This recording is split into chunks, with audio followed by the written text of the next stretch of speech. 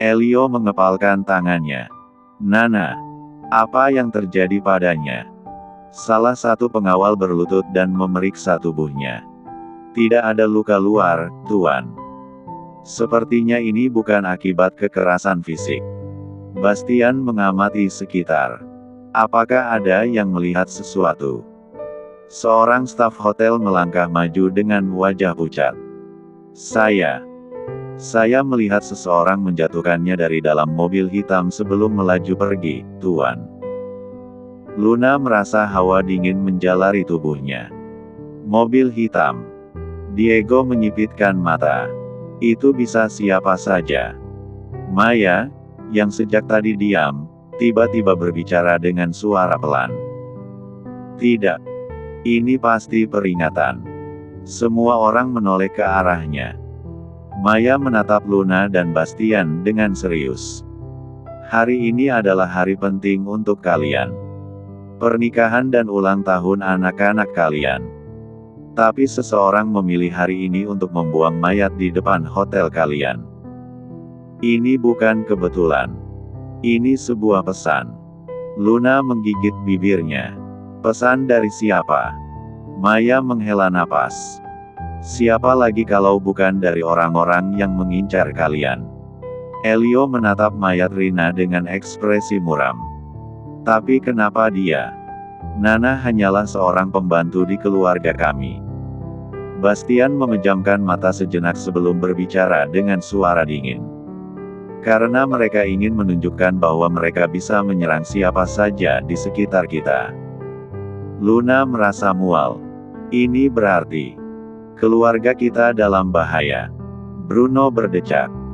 Tapi kenapa harus mengintimidasi lewat orang-orang yang tidak bersalah? Diego menyilangkan tangan di dada. Kalau benar ini ulah musuh, kita harus mencari tahu apa yang sebenarnya terjadi. Bastian menatap Ferdi. Kau bisa menghubungi kontakmu di kepolisian. Ferdi mengangguk. Aku akan mengurusnya sekarang. Jordi menatap Luna. Kau baik-baik saja. Luna mengangguk, meskipun wajahnya masih sedikit pucat. Aku hanya tidak menyangka malam yang seharusnya bahagia berubah menjadi seperti ini. Bastian meraih tangan Luna dan menggenggamnya erat. Aku tidak akan membiarkan siapapun mengganggu kebahagiaan kita. Sementara itu, di dalam hotel, Sofia dan Clarissa yang merasa gelisah mulai menyusun rencana untuk mencari tahu sendiri. Mereka berbisik-bisik di sudut ruangan. Kita harus mencari tahu apa yang sebenarnya terjadi, bisik Sofia. Clarissa mengangguk penuh semangat. Tapi bagaimana caranya? Kakek pasti akan mengawasi kita. Sofia menyeringai. Kita hanya perlu sedikit akting. Sofia dan Clarissa pun mulai menyusun rencana kecil mereka, tanpa menyadari bahwa mereka akan segera terlibat dalam sesuatu yang jauh lebih besar dari yang mereka bayangkan. Sofia dan Clarissa saling berpandangan dengan mata berbinar penuh rencana. Mereka tahu para orang dewasa tidak akan membiarkan mereka ikut campur, tapi itu tidak akan menghentikan mereka. Sementara itu, di sisi lain hotel, Luna dan Bastian masih berdiskusi dengan Ferdi dan Diego tentang kemungkinan keterlibatan musuh mereka dalam dunia bisnis. Jika ini benar-benar peringatan dari musuh maka kita harus bersiap, ujar Bastian dengan suara dingin. Tapi kenapa dia memilih membuang mayat seorang pembantu? Apa yang istimewa dari Nana? Tanya Elio dengan dahi berkerut.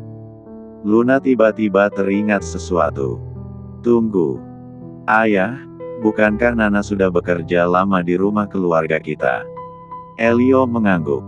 Ya, dia tahu banyak hal tentang keluarga kita. Maya menyipitkan mata. Bisa jadi dia tahu sesuatu yang tidak seharusnya. Diego menambahkan, atau mungkin dia punya bukti kejahatan orang itu. Saat mereka masih berdiskusi, tiba-tiba terdengar suara seseorang berteriak. Anak-anak hilang. Si kembar hilang. Semua orang langsung menoleh dengan wajah terkejut.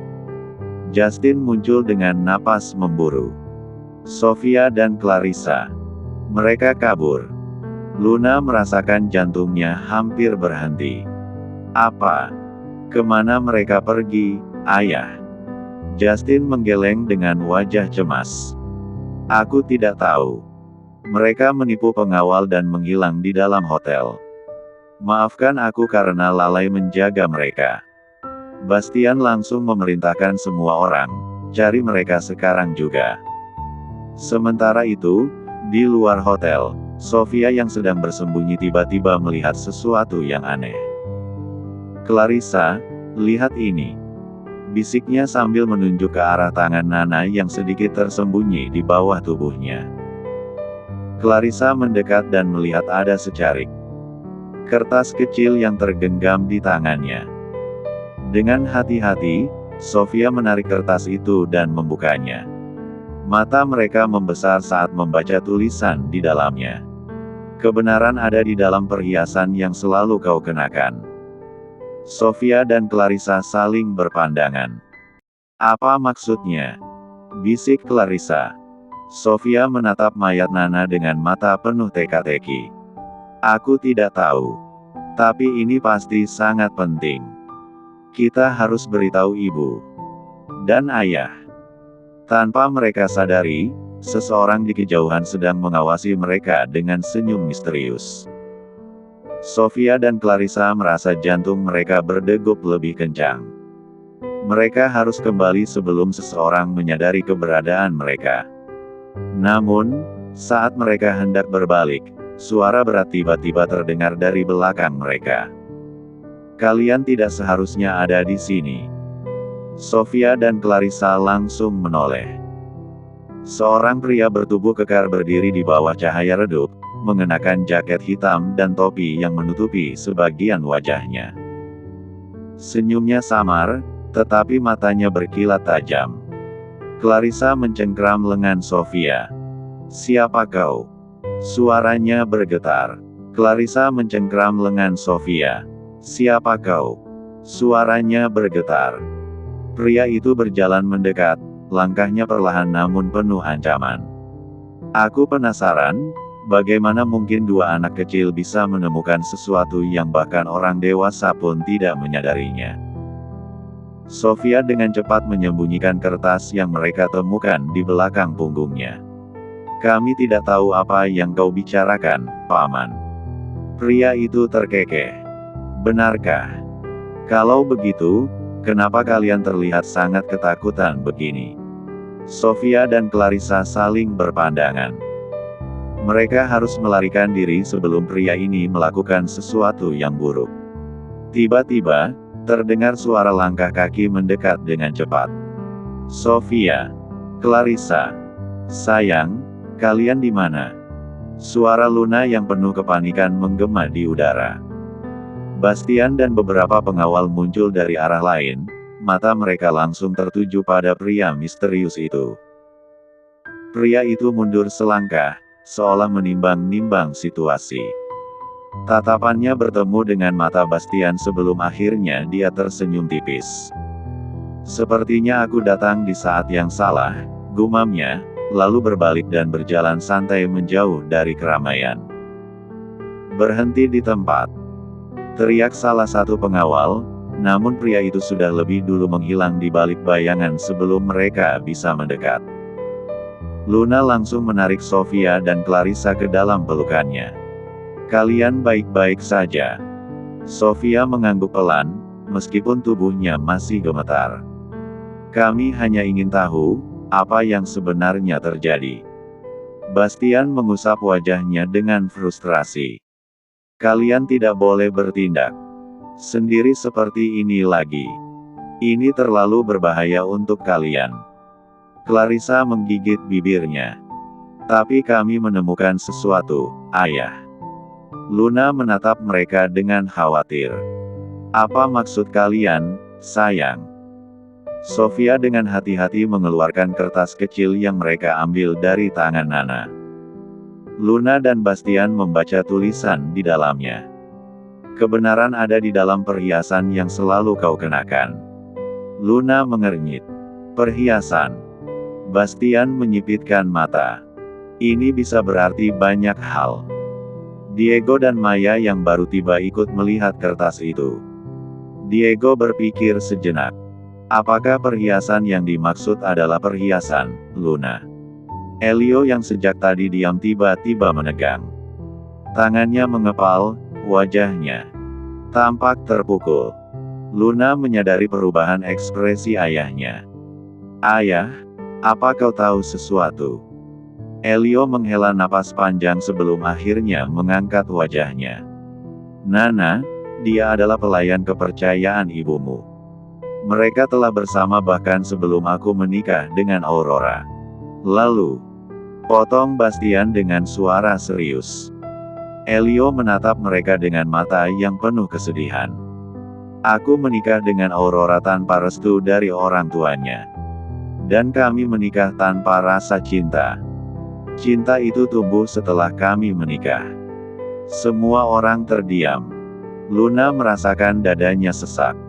Ibu dan ayah menikah tanpa rasa cinta dan restu dari orang tua ibu. Elio mengangguk pelan. Ibumu merahasiakan pernikahan kami, dia bahkan mengubah identitasnya. Luna menatap ayahnya dengan tatapan penuh kebingungan. Ibu mengubah identitasnya. Mengapa dia melakukan itu, ayah? Elio menghela napas panjang, seolah mengumpulkan kekuatan untuk mengungkapkan sesuatu yang telah lama ia pendam. Karena dia adalah pewaris kerajaan. Nama ibumu bukanlah Aurora Madani, tapi Aurora Elwira. Jika keluarganya tahu bahwa dia menikah denganku, hanya seorang pria biasa, maka hidupnya akan terancam. Ruangan menjadi sunyi. Semua orang menyerap informasi itu dengan hati-hati. Bastian menyipitkan mata. Jadi, selama ini, Ibu Luna adalah bagian dari keluarga kerajaan. Tapi dia memilih meninggalkan semuanya demi menikah denganmu. Elio mengangguk. Ya. Dia menyerahkan haknya sebagai pewaris dan memilih menjalani kehidupan sederhana bersamaku. Namun, aku tidak pernah tahu secara pasti apa yang dia tinggalkan. Ibumu selalu berkata bahwa suatu hari nanti, kebenaran akan terungkap. Luna merasakan dadanya berdebar kencang, lalu. Apa hubungannya dengan perhiasan yang selalu aku kenakan?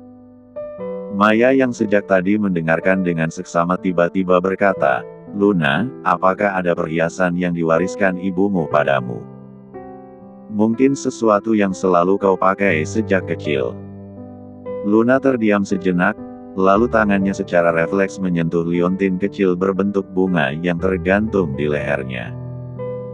Aku punya dua, satu liontin ini dan satu lagi kalung yang sangat mirip dengan gelang ibu Bastian. Diego menatap liontin itu dengan tajam. Bisa kita melihatnya lebih dekat? Luna ragu-ragu, tetapi akhirnya ia melepas liontin itu dan meletakkannya di atas meja. Bastian mengambil liontin itu dan memeriksanya dengan seksama.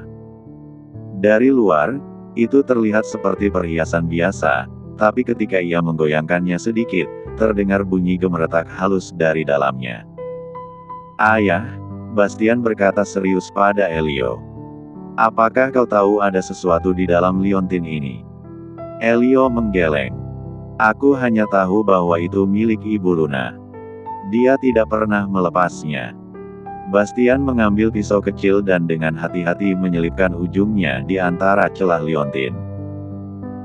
Dengan sedikit tekanan, sebuah kompartemen kecil terbuka, memperlihatkan sesuatu yang tersembunyi di dalamnya, selembar kertas kecil yang terlipat rapi.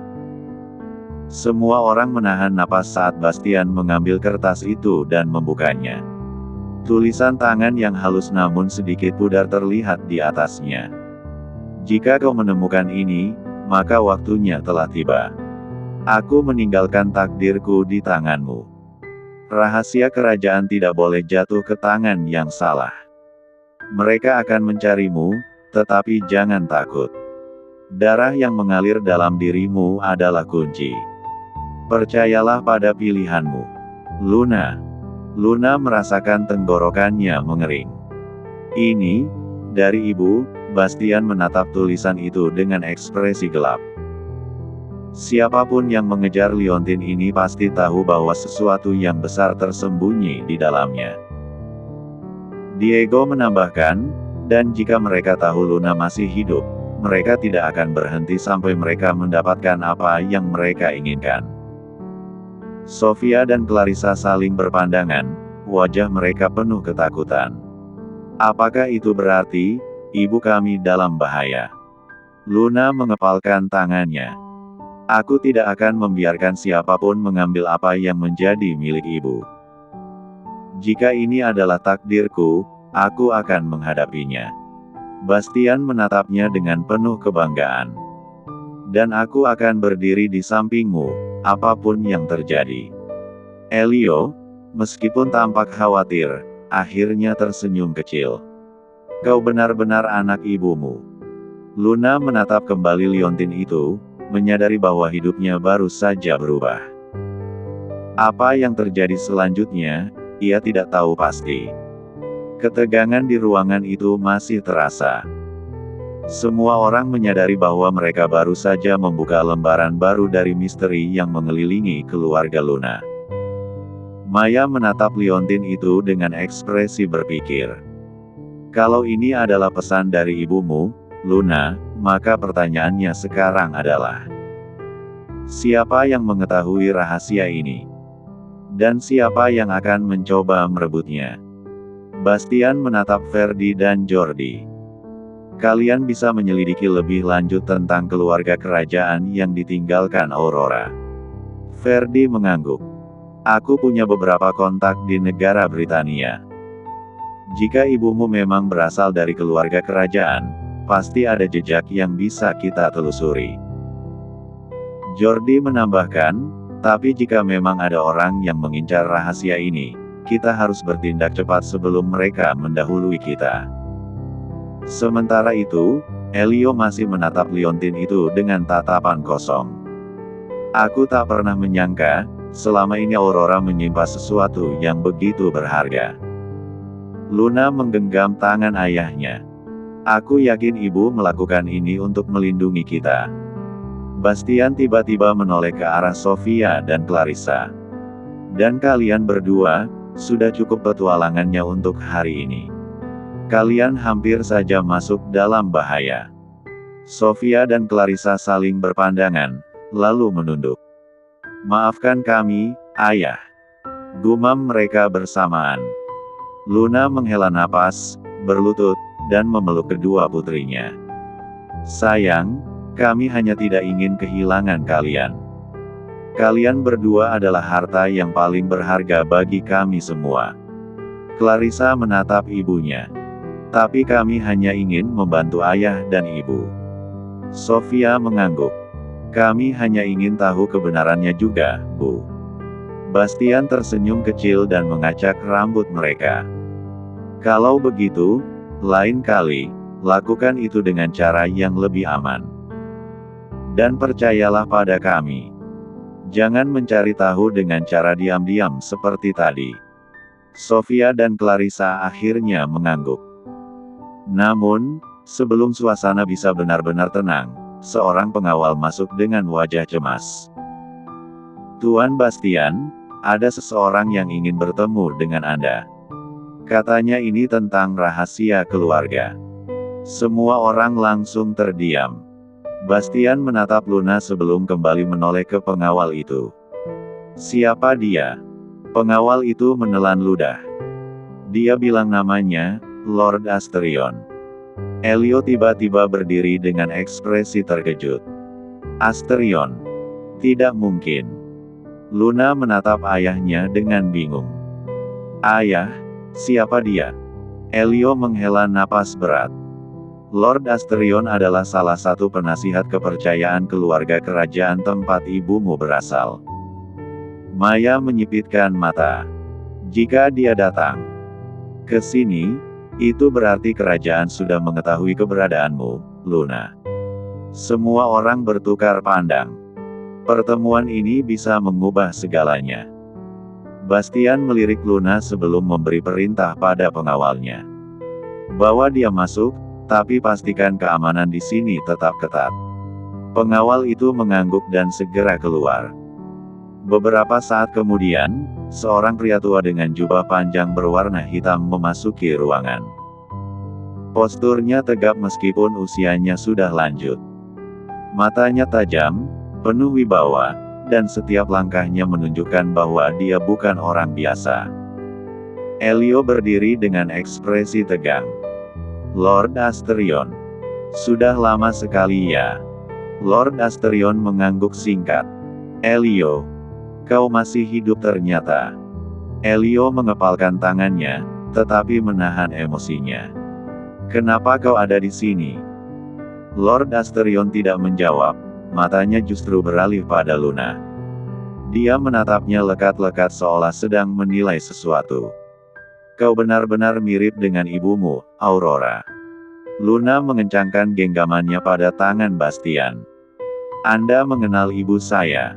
Asterion tersenyum tipis. Tentu saja. Aku adalah salah satu penasihat yang paling setia pada ibumu. Namun, setelah dia memilih untuk meninggalkan segalanya, aku kehilangan jejaknya, hingga sekarang. Jordi menyilangkan tangan. Apa yang Anda inginkan dari Luna? Lord Asterion menatap mereka semua sebelum berbicara dengan nada serius. Aku datang bukan hanya karena Luna. Aku datang karena bahaya yang mengancam mereka semua. Asterion berbicara sambil menunjuk Sofia, Clarissa, Luna dan Bastian. Luna merasakan tengkuknya meremang. Bahaya apa yang Anda maksud? Lord Asterion menghela napas berat. Kebenaran tentang keluarga ibumu lebih dalam daripada yang kau kira, Luna. Nana terbunuh bukan secara kebetulan. Dia menyimpan rahasia yang sangat penting, sesuatu yang besar tentang siapa keluargamu. Elio menegang. Rahasia apa? Asterion menatapnya tajam. Kau tahu betul apa yang aku maksud, Elio. Elio terdiam, rahangnya mengeras. Luna semakin bingung. Ayah, apalagi yang kau sembunyikan dariku?